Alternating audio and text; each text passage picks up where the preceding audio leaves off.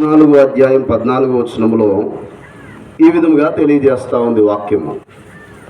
మరణమైన తరువాత నరుడు బ్రతుకుదురా అని ప్రశ్న.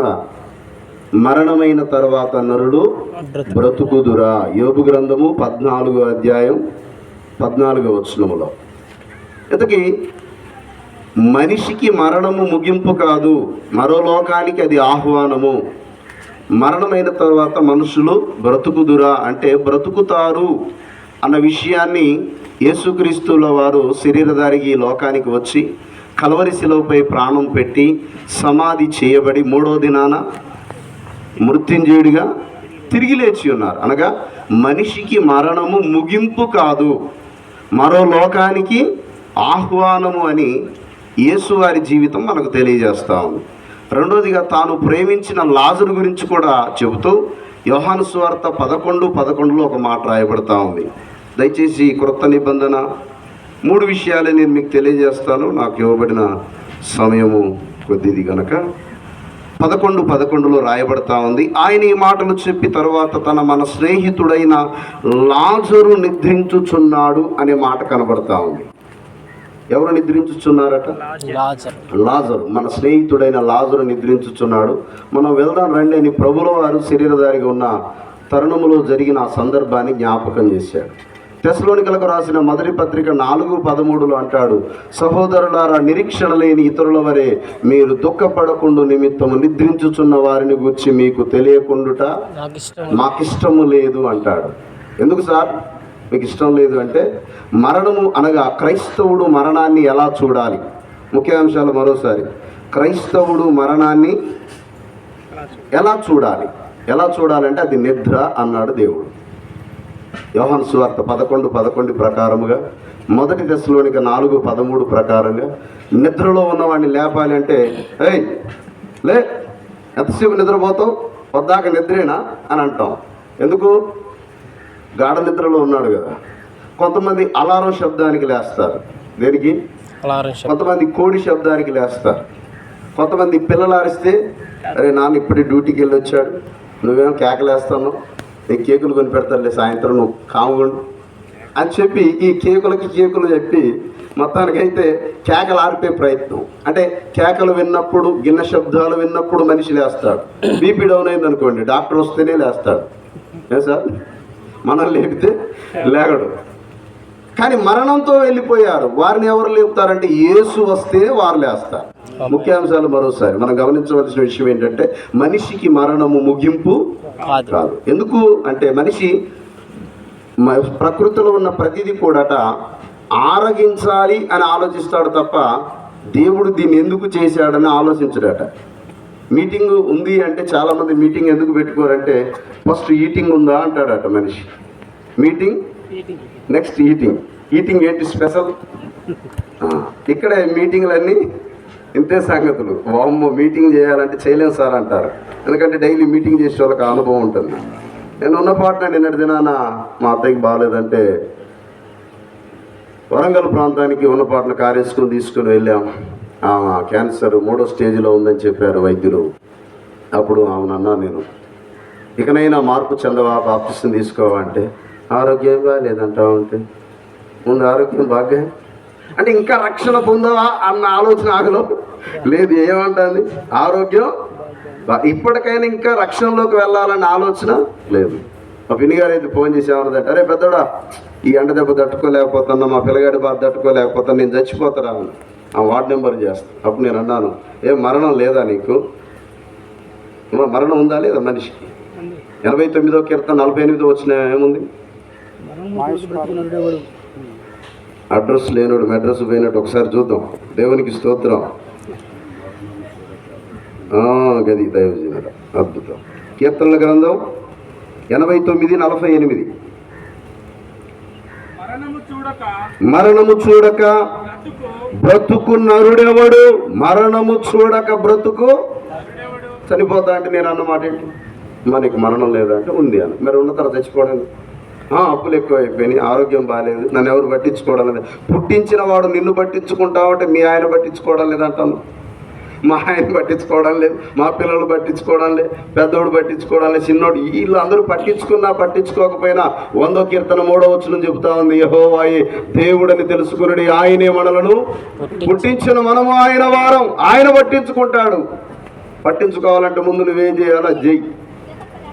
ఏం చేయాలో అది చెయ్యి. మరి దేవుడు ఎవరిని ఆదరిస్తాడంటే యెషయా గ్రంథములు అంటాడు కదండి 66:13, ఒకని తల్లి వారిని ఆదరించున్నట్లు నేను మిమ్మల్ని ఆదరించదను. నా తల్లితో చెప్పాడు. ఎందుకు అలా పోల్చాడంటే మనకు గాయం కాగానే వెంటనే నానా అంటారా, అమ్మ అంటారా? ఏమంటారు? అమ్మ అంటారు కానీ నానా అంటారా ఎవరైనా? అంటే మొట్టమొదటి జ్ఞాపకం వచ్చేది ఎవరు? తల్లి బిడ్డకు కదా.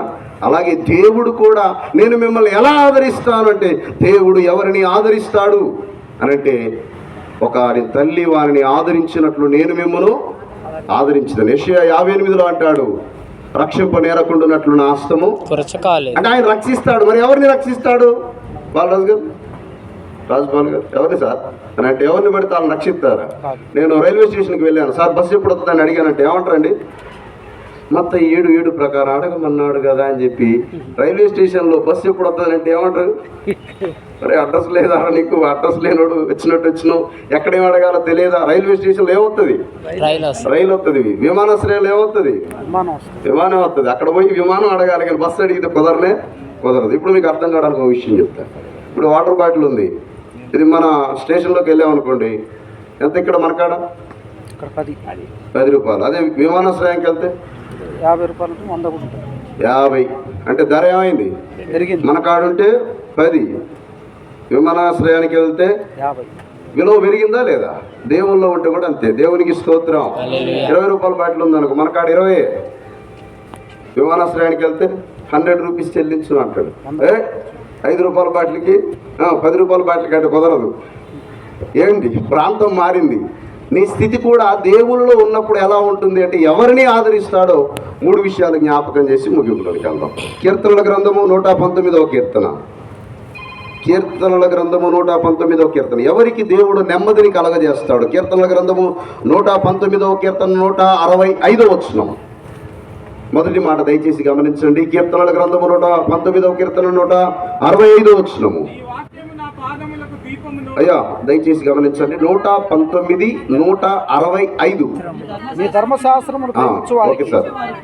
నీ ధర్మశాస్త్రమును ప్రేమించు వారికి ఎంతో నెమ్మది కలదు. ఇది అండర్లైన్ చేసుకోండి దయచేసి. అయ్యా నాకు నెమ్మది లేదు. చాలా మంది ఏమంటారమ్మా, ఎందుకురా మంది తాగుతాను అంటే, మా ఆడి తిట్టిందిరా, ఆడికి నెమ్మది లేదు, శాంతి లేదు.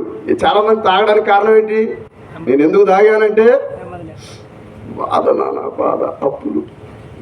నొప్పులు అయితే ఎవడు అడగడు, అప్పులు అయితేనే అడుగుతారు. మరి ఏం లేదట, నెమ్మది లేదు. ఏందిరా స్మోకింగ్ బుస్ అని కాపుతున్నావు అంటే, ఇలా పిలిచి ముక్కుల్లో నుండి అలా మెలికలు తిరిగేటట్టు పంపిస్తూ ఉంటాడు. తర్వాత బెడ్ మీద ఈడు మెలికలు తిరుగుతూ ఉంటాడు.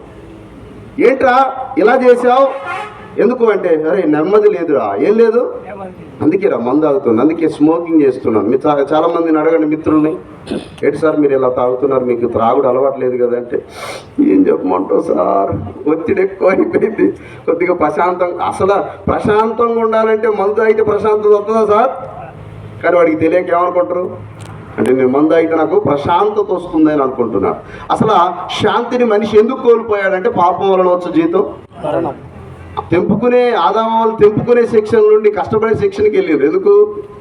దేవుని మాట వినకపోవడం. అంటే దేవుని వాక్యం మనకి ఏం చెబుతుంది ఈ ఉదయకాలపు వేళ అంటే, నీ ధర్మశాస్త్రమును ప్రేమించు వారికి ఎంతో నెమ్మది కలదు. 2 తిమోతికి రాసిన మొదటి పత్రిక 2వ అధ్యాయం 1-2 వచనాలు చూద్దాం. తిమోతికి రాసిన మొదటి పత్రిక 2వ అధ్యాయం 1-2. మనము సంపూర్ణ భక్తియు మాన్యతయు కలిగి నెమ్మదిగాను. ఆ మాట అండర్లైన్ చేసుకోండి. ఎవరికి నెమ్మది కలుగుతుంది? దేవుడు ఎవరిని ఆదరిస్తారంటే, మనము సంపూర్ణ భక్తియు మాన్యతయు కలిగి నెమ్మదిగాను సుఖముగాను బ్రతుకు నిమిత్తము అన్నిటికంటే ముఖ్యముగా మనుషులందరి కొరకు ఏం చేయాలా? రాజుల కొరకును అధికారులందరి కొరకును విజ్ఞాపనలను ప్రార్థనలను యాచనలను కృతజ్ఞతాస్తుతులను చేయవలనని హెచ్చరించుచున్నాను. వివేకోజాం ప్రార్థన స్టార్ట్ చేసిన తర్వాత జేమ్స్ అయ్య గారు, కరుణాకరయ్య గారు ఈ 3 మండలాలు తిరుగుతూ ఉన్నాం. దేవునికి స్తోత్రం. ఎక్కడెక్కడ? బుధవారం అశ్వపురం, మంగళవారం పినపాక, శనివారం మనుగూరు. ఏంటి సార్ మీరు వెళ్తున్నారు, మీ పెట్రోల్ కొట్టించి మీరే పోతారు, 4 గంటలకి ఎందుకు అట్లా పోతారు అంటే నెమ్మది ఏముంటుంది సార్ దాంట్లో అంటే దేవుడు ఎవరికి నెమ్మది ఇస్తాడు? మనుషులందరి కొరకు నువ్వు ప్రార్థన చేసావు అనుకో, హ్యాపీ నో బీపీ అంటాను నేను. దేవునికి స్తోత్రం. ఏమంటుంది అయ్యగారు నువ్వు షుగర్ అన్నావు కానీ టీ తాగుతావా? తాగుతానమ్మా. అట్ట షుగర్ అన్నావు తాగకూడదుగా చచ్చిపోతావు అంటే మరి నువ్వు పోతానంటే మరి అని చంపేద్దామని నా అడవులు ఉండాలంటే నువ్వేం చేయాలా? తాగొద్దు పాస్టర్ గారు అనాలి కదా, అవునా కదా? ప్రేమిస్తే నువ్వేం చెప్పాలమ్మా? అప్పుడు నేను అన్నాను గోరీలు వేసుకుంటానులే అమ్మా, దేవుడికి స్తోత్రం. గోరీలు దేవుడు కూడా అన్నాడు ప్రార్థన చేసేవారు ఎలా ఉంటారు? నువ్వు మనుషులందరి కొరకు చేయి, హ్యాపీగా ఉంటావు. అంతేగాని వాహనం వెనక అందరూ బాగుండాలి, అందులో నేను ఉండాలి, ఈ డైలాగ్ పెడితే రాదు. నువ్వు అందరి కొరకు ప్రార్థన చేయి, నువ్వు ఎక్కడున్నా నెమ్మదంగా ఉంటావు. దేవునికి స్తోత్రం. 3వ మాట, మనం ఎప్పుడు నెమ్మదిగా ఉంటామంటే దేవుడు అన్నాడు ప్రయాసపడి, మత్తయి 11:28, ప్రయాసపడి భారం మోస్తున్న సమస్త జనులారా నా యొద్దకు రండి, నేను మీకు విశ్రాంతిని ఇస్తాను. 55:22 అంటాడు నీ భారము యెహోవా మీద మోపు, ఆయన నిన్ను ఆదుకున్నాడు. దేవుడు ఎవరిని ఆదరిస్తాడు? ఆయన నెంబర్ 1 ధర్మశాస్త్రమును. దేవుని ప్రేమించేవారు ఖచ్చితంగా ఆదరించబడతారు. నెంబర్ 2 ఎవరిని ఆదరిస్తాడు? ప్రార్థనలు, విజ్ఞాపనలు, యాచనలు చేసేవాడు. అందరి కొరకు ప్రార్థించేవాడు నెమ్మదిగా ఉంటాడు. అందరూ బాగున్నారా అని అడిగేవాడు ఏకైక వ్యక్తి క్రైస్తవుడు. ఎందుకు? యేసయ్య సమస్తమును బాగు చేయవాడని మార్కు 7:37 ప్రకారంగా. ఇక్కడ మనం ముగింపు మాట ఏంటంటే ప్రయాసపడి భారం మోస్తున్న సమస్త జనులారా నా యొద్దకు రండి, నేను మీకు విశ్రాంతిని. రండి అన్నది ఇన్విటేషన్. మనకున్న భారము నుండి విశ్రాంతిని, నెమ్మదిని దేవుడు ఇస్తానన్నాడు. ఎప్పుడు అంటే దేవుని యొద్దకు రండి, యాకోబు 4:8 ప్రకారంగా. అప్పుడు ఆయన మీ యొద్దకు వచ్చును. మనం దేవుని యొద్దకు వద్దాం. మరలా దేవుడు పిలుస్తాడు, నరులారా తిరిగి రండి అని. అది 100వ కీర్తన 3వ వచనం ప్రకారంగా. నువ్వు మనుషులను మంటికి మార్చుచున్నావు. మరి మాట వినకపోతే రండి నాయన అని ఇన్విటేషన్ రాకముందే ఇక్కడే మన జీవితాలను దిద్దుకొని ఆయన కొరకు బ్రతుకుదాం. దేవుడు కుటుంబాన్ని ఆదరించునుగాక. ఆమేన్.